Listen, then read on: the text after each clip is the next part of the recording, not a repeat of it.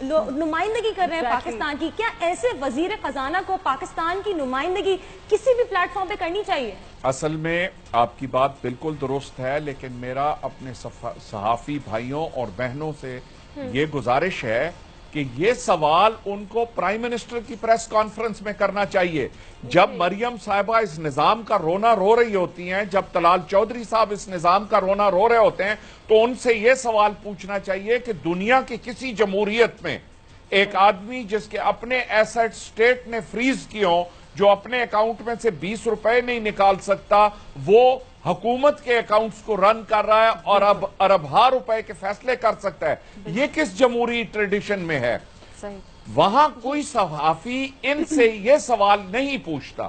ان سے یہ سوال پوچھا جائے کہ آپ کے والد 4.5 سال سے پرائم منسٹر تھے، آپ کس حیثیت سے لاہور میں میٹنگز چیئر کرتی ہیں؟ آپ کس حیثیت سے انسٹرکشنز دیتی ہیں؟ صرف اس ناطے سے کہ آپ سابقہ نااہل وزیر اعظم کی بیٹی ہیں؟ آپ کا حلقہ NA 120 میں کیا آفیشل پوزیشن ہے؟